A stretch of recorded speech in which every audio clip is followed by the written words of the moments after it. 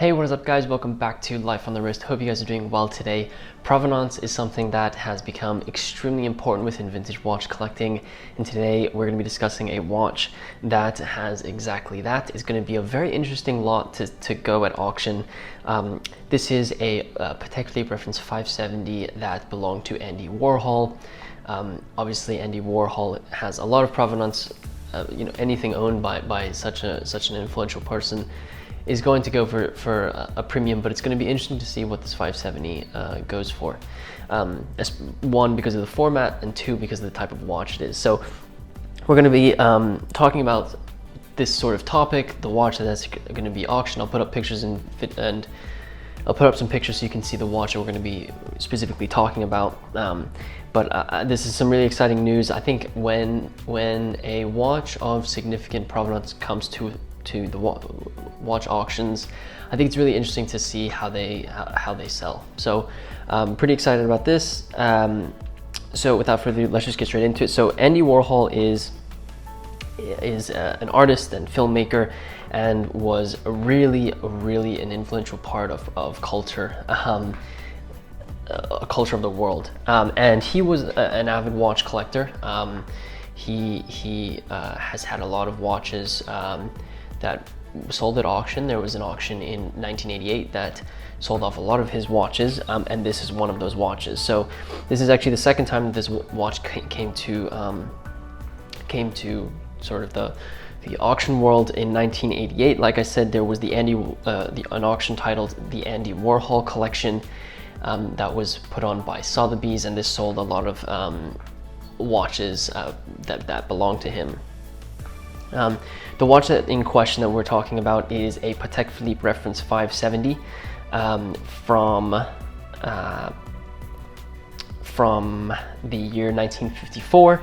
It's a 35.5 millimeter 18 karat gold watch with a silver dial. It almost kind of is fading into a cream.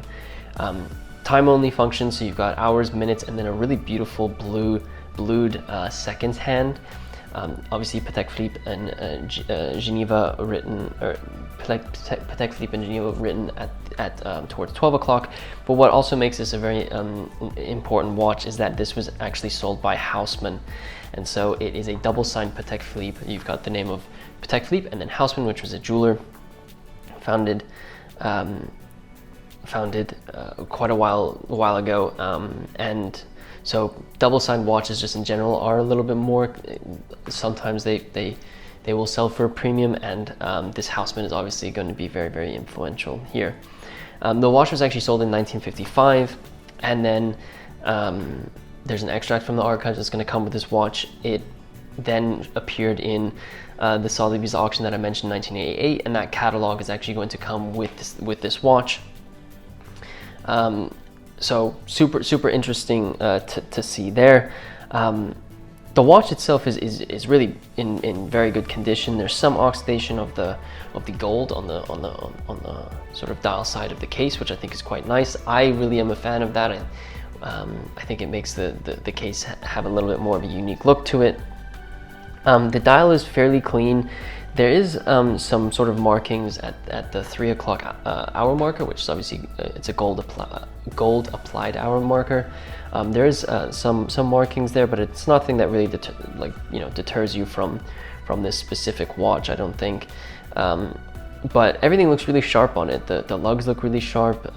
It really does look like a phenomenal watch. What I did find interesting is I don't think the crown is actually signed, but that's the kind of that.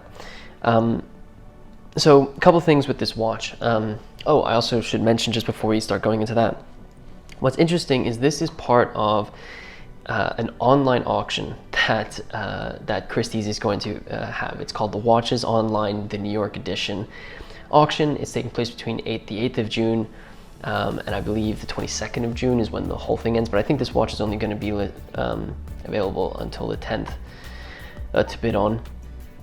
It's lot number 73.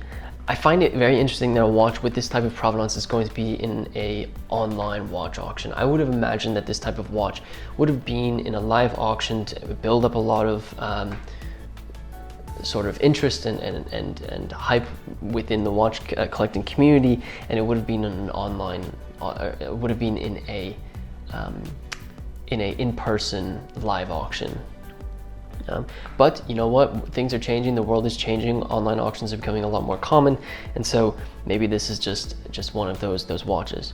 It's estimated to go between 45,000 and 95,000 US dollars. To be honest, I think the Provenance is going to make it go for more than that.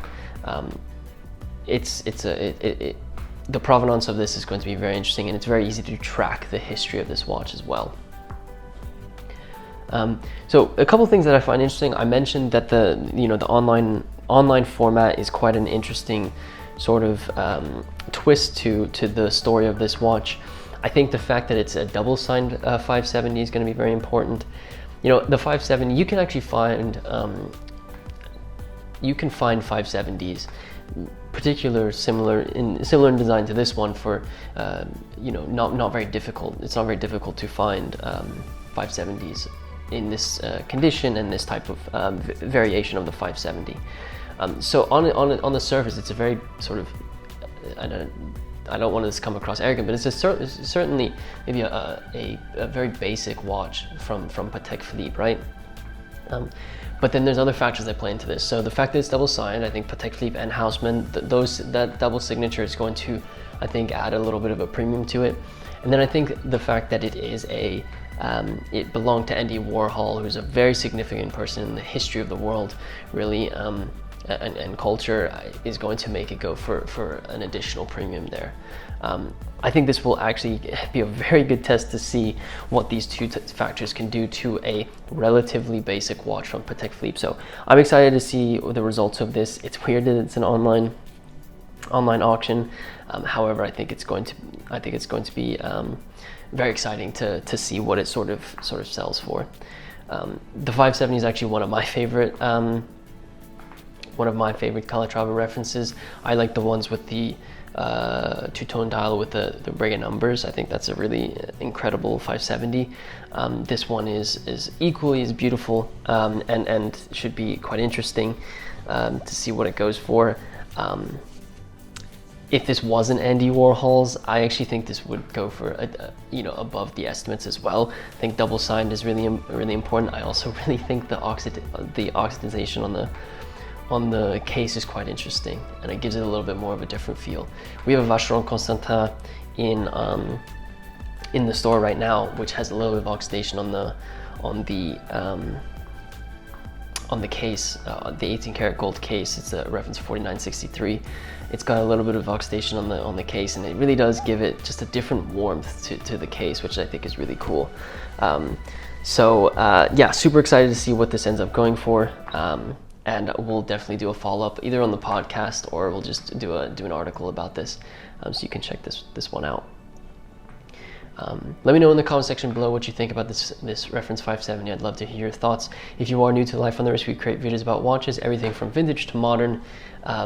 We try and teach, this is a teaching platform as well as sort of an informative platform. We cover a wide range of topics within the watch world.